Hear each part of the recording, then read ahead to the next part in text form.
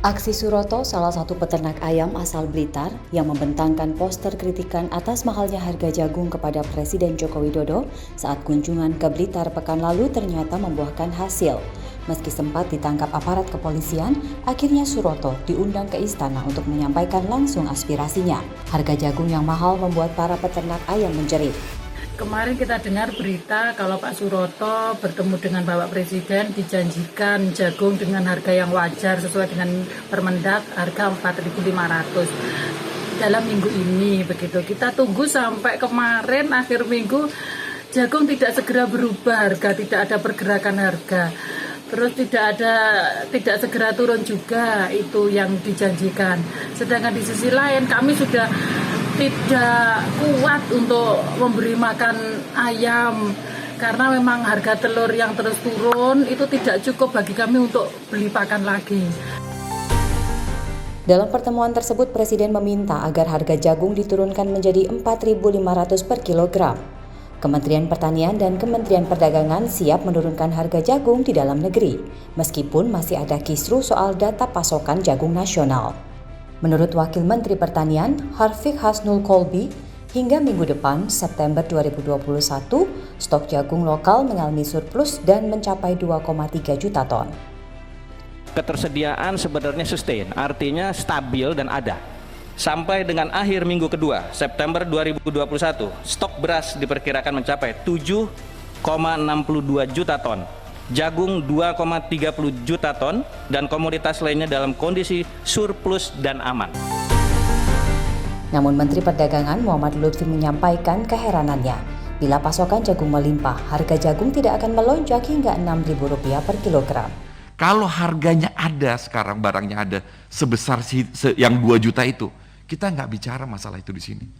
Dan ini masalahnya itu meluluh lantahkan daripada layer kita. Bisa dibayangin. Pada saat harga jagung 6.100, itu 70% dari ongkos itu dipakan, harga telurnya turun. Kenapa?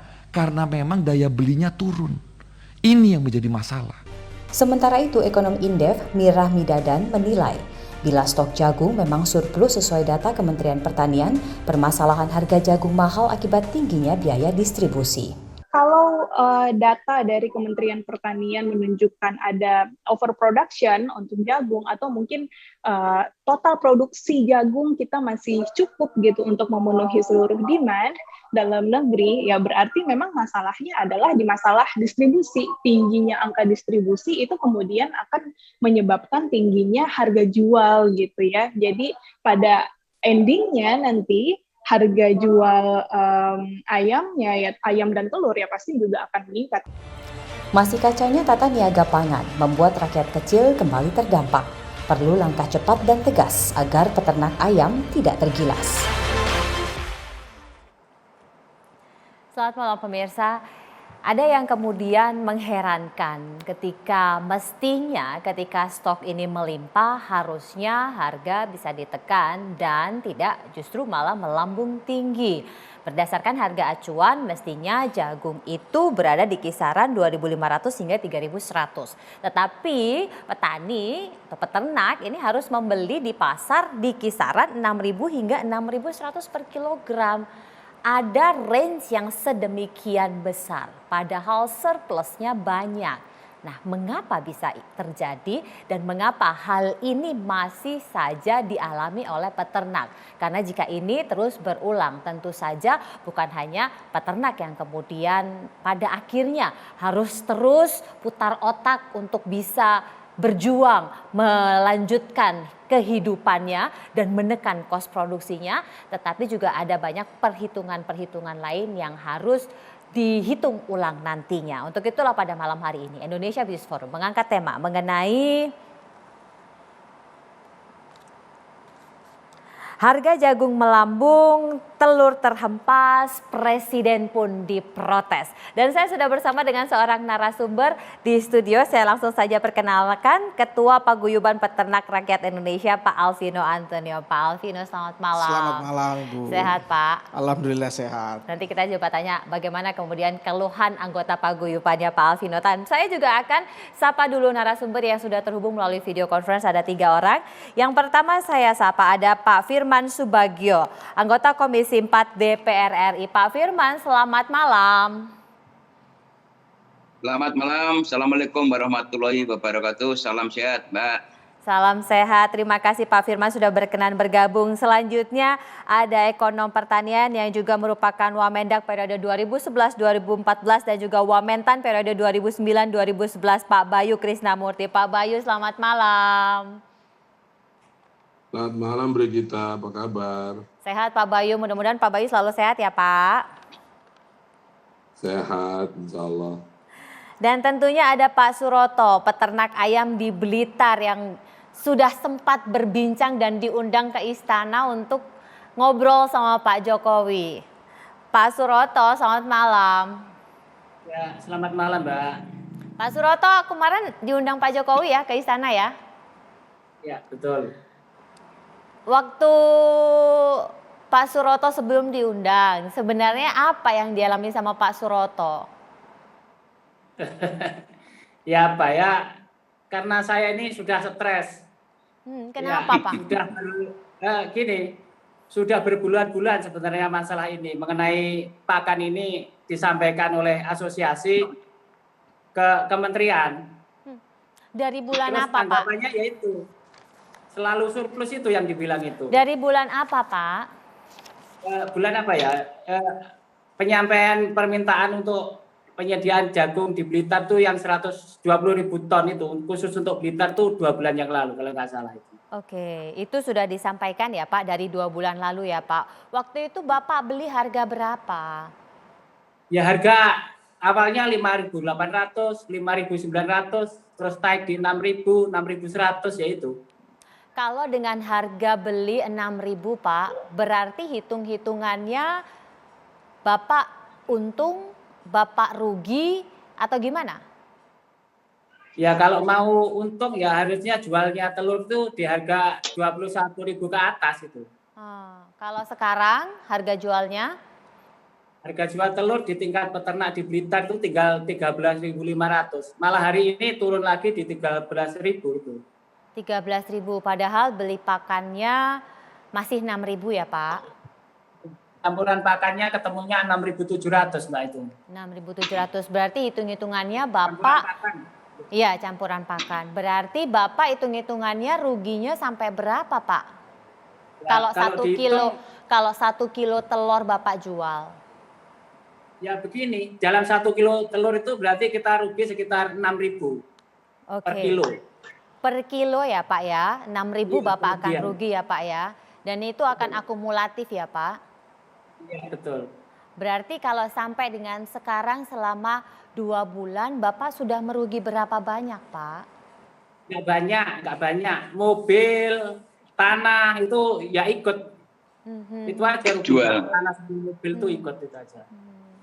Sudah terjual semua ya Pak? Iya. Dan satu Mbak. Ya. Pinjaman di bank itu sudah ngendon, nggak bisa ngangsur. Jangankan cicilannya, bunganya sudah nggak bisa ini. Sudah seluruh peternak di Blitar. Berapa banyak Pak? Sampai berapa ratus juta Pak? Maksudnya saya pribadi atau semua? Ya kalau Bapak pribadi dulu berapa? Ya kalau saya sekitar 400 juta. Bapak 400 juta. Kalau teman-teman Pak? Ya kalau hitung-hitungannya mungkin berapa ratus M lah dihitung seluruh wilayah Blitar di satu bank lah maksudnya. Di satu bank ya Pak. Bapak ini dalam satu asosiasi paguyuban di wilayah Bapak berapa peternak yang ruginya sama kayak Bapak?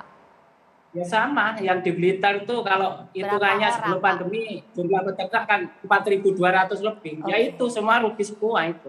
Jadi ada 4.200 peternak yang kemudian selama akhirnya 2 bulan terakhir ini mengalami kerugian sangat luar biasa, jual rumah, jual tanah, sehingga akhirnya patah arang pas Presiden datang melakukan aksi itu ya Pak ya? Nah, terpaksa lah Mbak itu, terpaksa. Tapi memang sudah niat koordinasi dengan teman-teman ya Pak? Nggak ada niat, saya nggak tahu kalau Presiden tuh mau ke Blitar, beliaunya nggak tahu. Oh, jadi malam-malam itu tahu ada Presiden mau lewat situ, beli karton langsung ditulisi gitu Ji Pak? Bukan. Oh, lah Begini. gimana toh Pak? Saya itu siang hari ngasih makan ayam, soalnya sudah nggak bisa gaji karyawannya, saya kasih makan itu sendiri. Oh, sekarang sudah enggak pakai karyawan ya Pak? Nah, dulunya ada 3, sekarang tinggal 2, 3 sama saya, karyawannya juga karyawan saya sekarang. Oke. Jadi sudah ketemu Pak Jokowi sama teman-teman ya Pak? Ya, sama 2 perwakilan kami, yaitu Ketua Koperasi Putra Blitar dan Ketua PPRN. Namanya sama dengan asosiasinya Mas Alvino. Oke. Cuma Mas Alvino Nusantara, kalau yang di Blitar nasional itu aja. Oke. Waktu itu ngobrol apa aja sama Pak Jokowi, Pak? Ya, ngobrolnya cuma sebentar aja. Waktu rapat itu aja yang saya sampaikan yaitu kita jagung harga wajar. Gini loh, harga wajar loh, sekali lagi. Karena dengan adanya berita ini saya itu dibully sama teman-teman petani. Kenapa, Pak? Ya karena kalau sampai harga turun bilangnya mereka rugi. Padahal kalau saya nilai yang rugi itu kalau teman-teman bilang ya broker yang jagungnya di gudang-gudang itu. Oh, kenapa begitu, Pak? Ya mereka nimbun dengan alasan bisa jual mahal kalau sampai harga 4.500. Oh. Untungnya kan kurang gitu. Jadi mereka tandon dulu ya Pak ya, nunggu harganya naik baru mereka jual. Saya nggak tahu, cuma informasi teman peternak yang jangkauannya lebih luas, wawasannya luas bilangnya gitu aja. Tapi setelah ketemu sudah ada tindak lanjut belum Pak? Alhamdulillah sudah, cuma ya ini yang diturunkan ke Blitar oleh Kementerian Pertanian itu cuma permennya aja. Oh, jagungnya belum sampai Pak? Ya, yang dijanjikan tuh 30.000 untuk 3 lokasi, ya ini masih berapa ratus ton. Jadi di sini di Blitar tuh bukannya adem tapi malah ribut sesama peternak karena tidak mencukupi. Berarti yang di sana baru sampai berapa ton, Pak? Sekitar 200 ton. Baru sampai 200 ton. Dari yang dijanjikan? 30.000 untuk 3 wilayah. Oke, 30.000 itu harusnya sampai dalam durasi waktu berapa lama, Pak? Ya kita tidak tahu, beliaunya kan menginstruksikan dalam minggu-minggu ini digelontorkan 30.000 ke 3 sentra peternakan, yaitu di Blitar, sama di Klaten, sama Lampung, itu aja.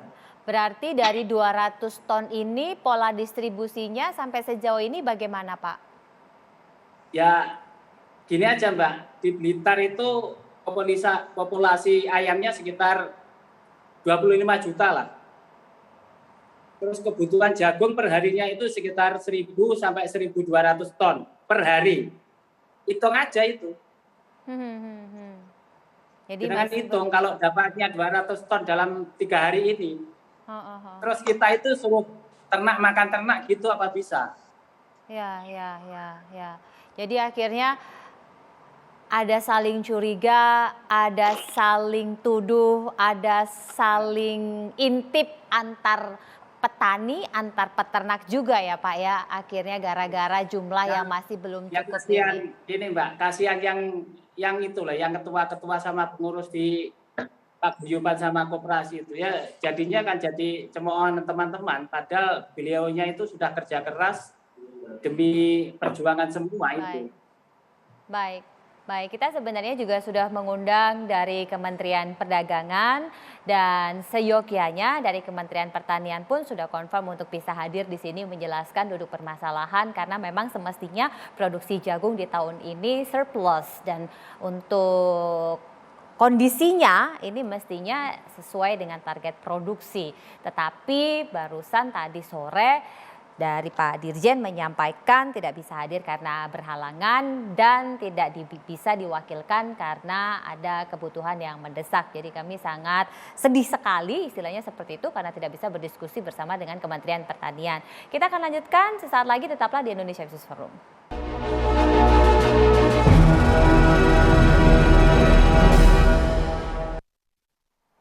Ada ribuan peternak yang kemudian merugi sudah berbulan-bulan dengan nilai yang jumlahnya sudah sangat tinggi lah tadi kalau Pak Roto bercerita. Nah, kita coba tanya sama Pak Bayu. Catatan Pak Bayu, ini mengapa kondisi ini bisa terjadi?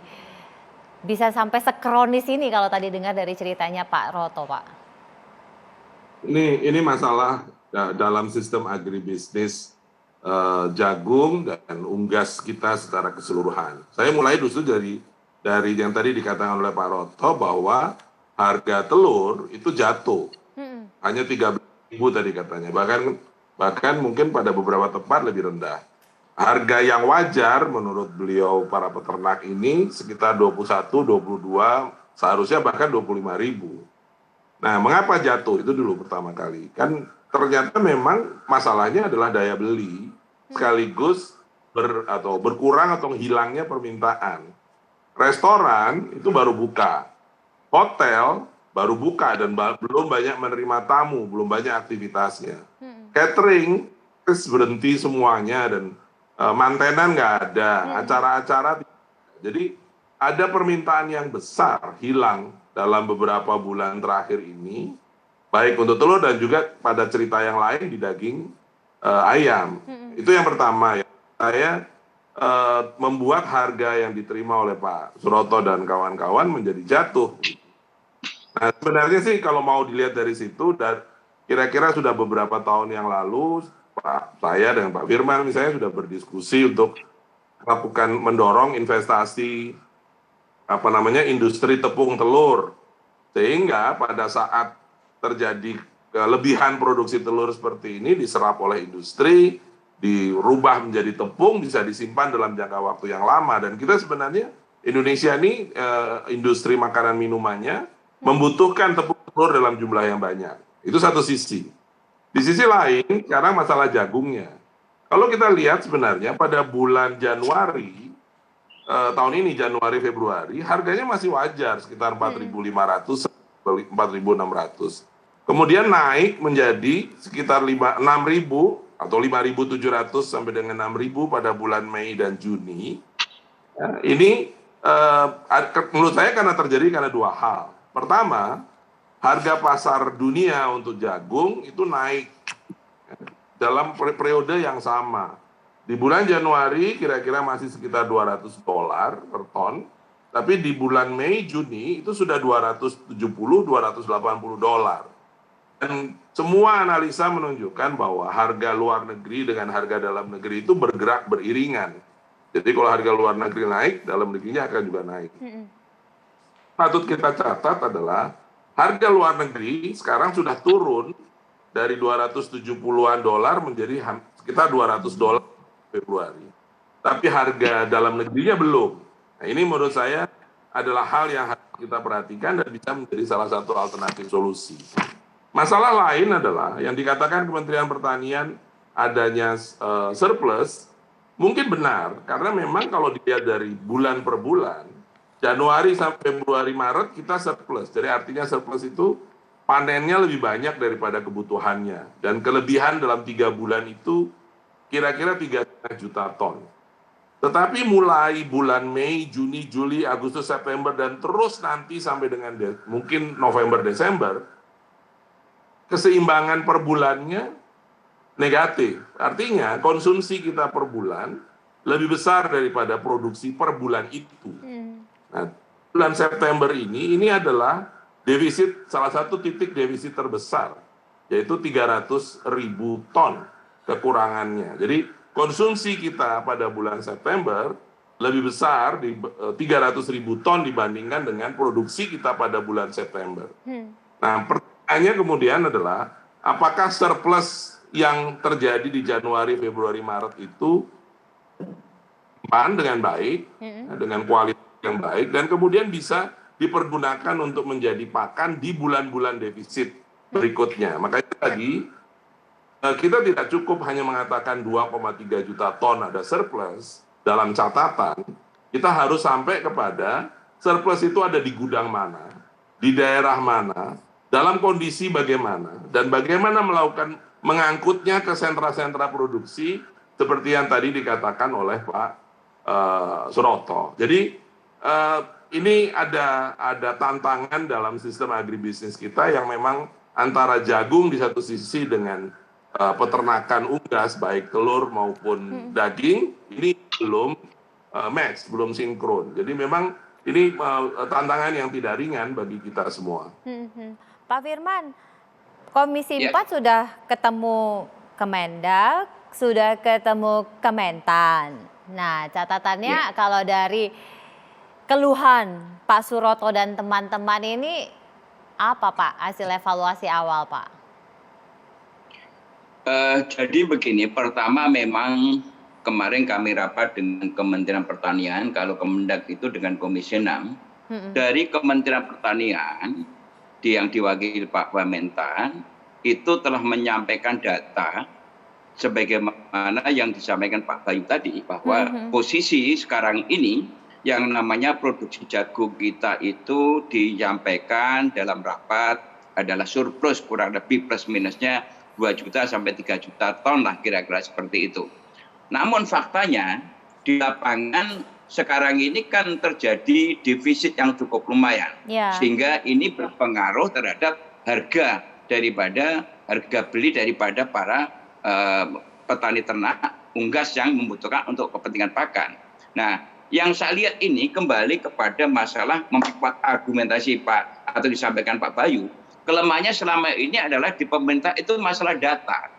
Jadi data ini saya anggap tidak akurat ya, yang disampaikan dengan surplus 2 juta 3 juta tadi. Betul Pak Bayu mengatakan bahwa di mana posisinya barang itu, di gudang mana. Nah, kalau gudangnya itu gudang daripada perusahaan besar yang nyetok, ya tentunya ini jadi persoalan kan begitu. Karena perusahaan-perusahaan besar ini kan untuk kepentingan pabriknya.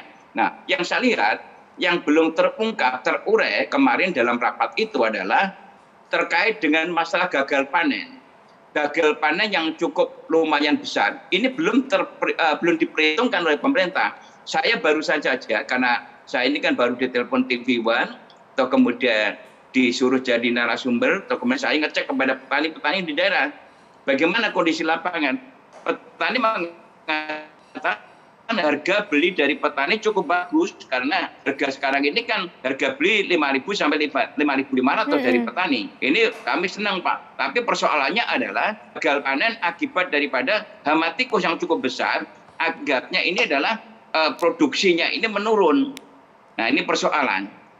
Nah, karena produksi menurun ini, kemungkinan panen yang sangat terbatas ini ada via-via yang memang pertama mungkin perusahaan-perusahaan produsen makanan ternak yang mereka itu khawatir bahwa tahun atau bulan berikutnya atau untuk nextnya itu tidak bisa memenuhi kebutuhan pabriknya, mereka menyetop, membeli harga yang cukup tinggi daripada petani itu untuk stok. Nah, yang jadi korbannya peternak kayak Pak Roto tadi, masyarakat biasa yang menjadi peternak konvensional ini menjadi korban akibat daripada kondisi lapangan seperti ini. Dan ini yang harusnya dilakukan evaluasi. Saya sepakat dengan Pak Bayu bahwa pemerintah harus bikin terobosan, bukan masalah persoalan menyelesaikan jagungnya ada dan tidak ada. Pemerintah itu harus mulai bikin terobosan inovasi. Inovasinya adalah mungkin alternatif ya. Pertama mungkin kalau sampai terjadi gejolak harga seperti ini dan telurnya menurun, ya apa yang dilakukan? Ya tadi mendirikan pabrik tepung dan sebagainya. Ini kan bisa dilakukan lah. Ini yang sampai sekarang tidak pernah terjadi. Jadi harus ada preventif yang dilakukan atau tindakan-tindakan yang sifatnya itu untuk mengatasi force majeure seperti ini harus dilakukan oleh pemerintah. Saya rasa ini yang harus dilakukan. Tapi kalau ini terus menerus seperti ini, rasa-rasanya peternak unggas ini akan jadi korban. Belum nanti yang peternak unggas potong akibat kebijakan impor. Ini juga tertimpa masalah yang sama. Kalau tadi data yang disampaikan oleh Pak Bayu bahwa konsumennya itu menurun, produksinya tetap meningkat, ini akan terjadi persoalan gejolak harga, dan ini akan para peternak unggas kita baik petelur maupun daging ini akan mengalami kerugian terus-menerus. Ya, ini berarti sekali lagi pemerintah harus mengantisipasi dengan inovasi-inovasi, kira-kira kalau daging ayam itu mau dijadikan apa, kemudian telur mau dijadikan apa, kemudian untuk mengupdate data ini saya sarankan pada pemerintah ini harus dilakukan setiap minggu, di by day-nya itu dilakukan koordinasi. Kalau perlu dibentuk desk gitu ya untuk memonitor baik itu gabah, beras, kemudian telur, bawang merah, itu harus dilakukan seperti itu. Ini kan teknologi sudah canggih, dari desa sudah bisa melaporkan. Nah ini yang kelihatannya pemerintah tidak siap. Bicara teknologi, petani milenial, tetapi tidak siap dengan komponen-komponen yang menjadi kebutuhan. Dan ini kalau dilakukan saya rasa luar biasa. Baik, nanti kita akan coba tanya, di sini ada peternak yang juga menjadi korban, bagaimana kemudian anggota dari paguyuban ini mensiasati supaya bisa tetap bertahan hidup dengan kondisi yang sedemikian menyulitkan. Sesaat lagi tetaplah bersama kami.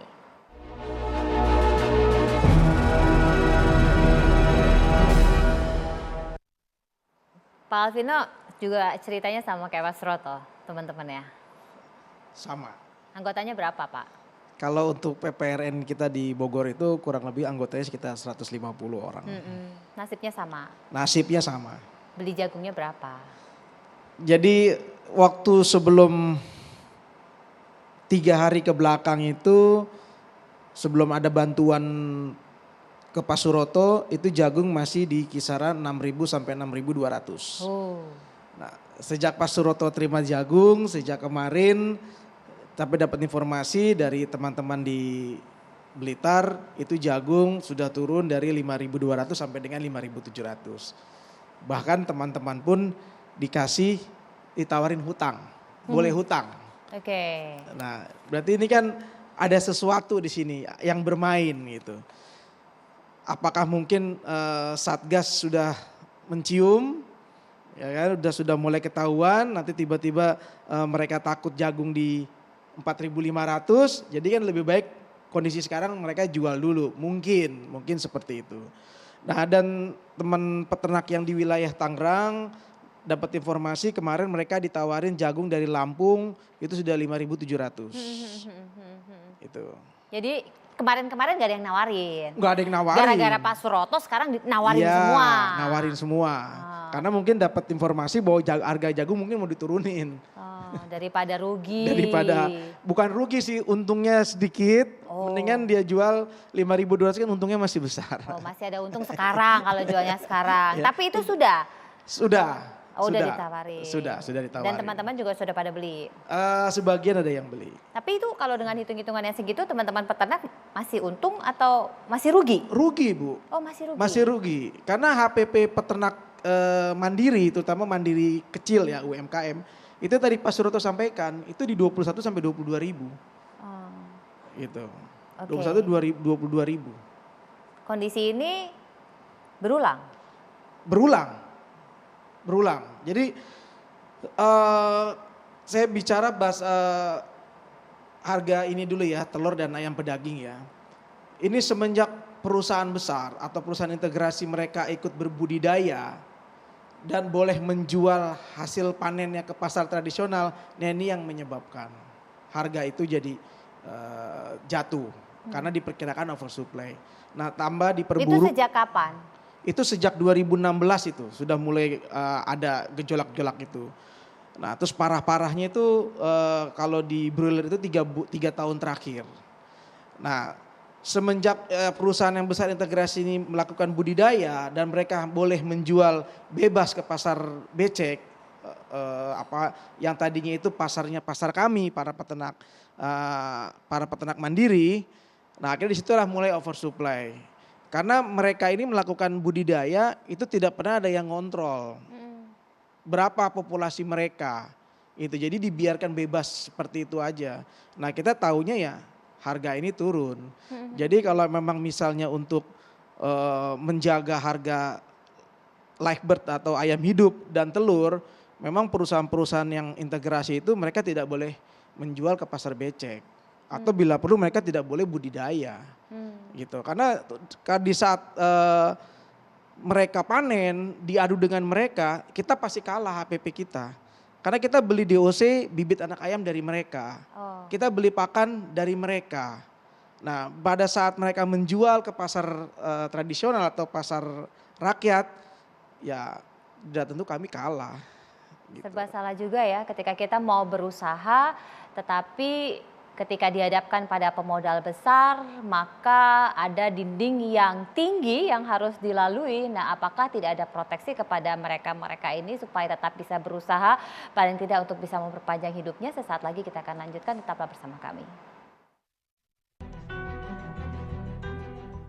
Harga telur masih di bawah standar, Mas. Kisaran kemarin itu 12.8, naik 13. Harga pakan masih melambung tinggi. Kemarin jagung itu 5.500 per kilo. Terus pekatul 5.000, konsentrat itu bervariasi. Ya, dikalkulasikan jelas tidak ada keuntungan. Kalau harga pakan saya belinya ecer itu kalau per kilonya ya kurang lebih 6.500 lah. Ya kalau kalkulasinya kemarin saya hitung ya kurang lebih min lah segitu itu. Sehingga seakan-akan peternak itu ditusuk dari belakang harga pakan murah termasuk jagung 6.000 dan harga telur murah. Oleh sebab itu peternak mulai banyak yang berguguran, mulai akhir besar-besaran termasuk ini sebetulnya sebelumnya umur 18 bulan namun karena tiap hari rugi akhirnya saya akhir.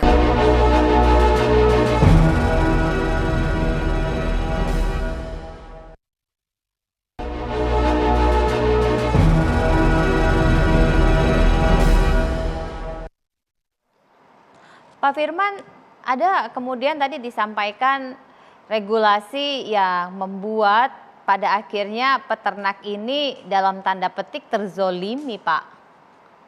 DPR apakah juga sudah notice, Pak? Ya, kalau kita lihat dari regulasi yang ada, kita sudah banyak sekali ya membuat undang-undang yang terkait dengan masalah petani. Seperti Undang-Undang Perlindungan dan Pemberdayaan Petani dan kemudian unggas dan sebagainya itu sudah ada regulasinya semua. Bahkan penyederhanaan izin itu juga dilakukan melalui Cipta Kerja kemarin. Namun tentunya ini cuma juga ditindaklanjuti dengan kementerian atau instansi terkait. Nah, oleh karena itu yang disampaikan Pak Alvino tadi akhirnya membenarkan terhadap argumentasi saya tadi. Kalau posisi sekarang pemerintah sudah mengancam akan menurunkan harga 4.500 dan kemudian tiba-tiba mereka ada yang menurunkan harga jagung dan kemudian bahkan menawarkan meminjami uang. Ini kan memang yang saya katakan tadi pemain-pemain tengah ini karena dia khawatir kalau sampai terjadi pemerintah betul akan berpihak kepada peternak unggas terus kemudian melakukan impor katakanlah begitu, mereka akan mengalami kerugian besar. Makanya mereka cepat-cepat untuk segera mengantisipasi dengan cara-cara yang disampaikan Pak Alvino tadi. Nah, posisi inilah yang tentunya harus dipantau terus-menerus oleh Satgas karena kebutuhan atau komoditi jagung ini kan menjadi komoditi yang strategis untuk menjadi salah satu objek dagang daripada pelaku-pelaku tertentu. Apalagi jagung ini merupakan salah satu komoditi yang mungkin akan diatur di dalam Badan Pangan. Oke, ya, Pak Suroto. Nah, ini Mbak Brigita, saya menyampaikan contoh di Amerika itu ada 4 komoditi yang dilindungi oleh undang-undang jagung, kapuk, jagung, kapas, kedelai dan gandum. Ini strategis ini belum ada regulasinya. Baik. Pak Suroto kemarin sempat ngomong ini nggak sih ke Pak Jokowi, Pak Suroto? Tentang apa? Soal yang disampaikan barusan mengenai bagaimana kemudian ada yang tiba-tiba menjual murah jagungnya, bagian di tengah ini yang kemudian menimbun, hal-hal seperti ini sempat Bapak sampaikan juga tidak? Nah, kita orang kecil kan nggak tahu, Mbak. Taunya Pak Menteri ngomong selalu di datanya itu surplus 2 juta, kita akan percaya berarti ini jagung bisa harga wajar, itu aja.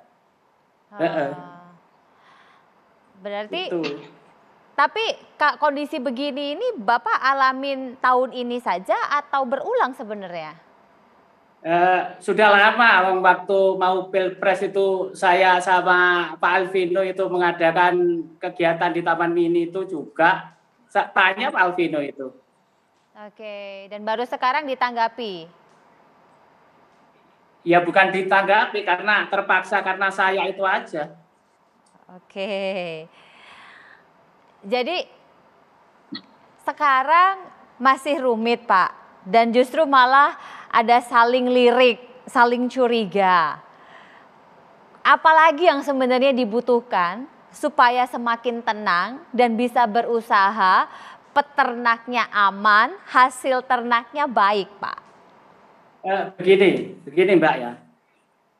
Saya ini peternak mulai sudah generasi kedua. Dalam arti sejak tahun 1980 orang tua saya itu sudah beternak. Iya. Jadi merasakan pada saat itu kan perusahaan-perusahaan besar itu kan tidak boleh jadi integrator. Iya. Iya, jadi cuma bisa membuat pakan sama DOC. Terus ternak-ternak itu, peternak rakyat itu ya budidaya, itu aja. Kalau sekarang kan enggak. Masa rakyat kecil, peternak kecil diadu dengan integrator? Ya enggak sebanding lah. Itu istilahnya masa tronton sama sepeda motor, ya enggak imbang, itu aja. Ada yang kemudian menjadi tidak seimbang ketika mereka yang modalnya sangat terbatas harus dihadapkan pada pemodal-pemodal kelas kakap. Nah, bagaimana sebenarnya upaya yang paling tidak bisa dilakukan agar sedikit balance? Nanti Pak Bayu akan coba memberikan strateginya sesaat lagi, jadi tetaplah di Indonesia Business Forum.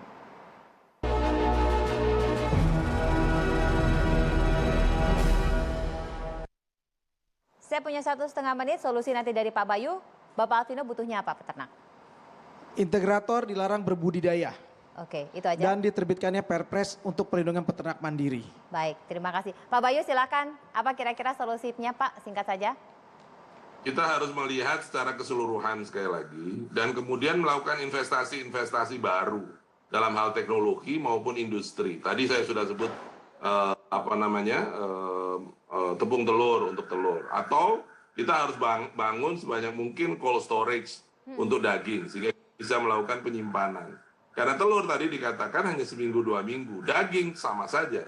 Jadi menurut saya, kok kita punya waktunya hanya pendek dan tidak ada ruang untuk melakukan manuver pasokan, maka situasi seperti ini sangat mungkin terjadi. Dan jangan lupa kita ini masih dalam situasi pandemi dan di luar negeri harga-harga memang sedang naik. Jadi ini situasi yang memang tidak mudah bagi kita semuanya. Dan kalau memang sudah dilakukan langkah-langkah tadi untuk beberapa stok segera keluar, itu bagus dalam jangka pendek.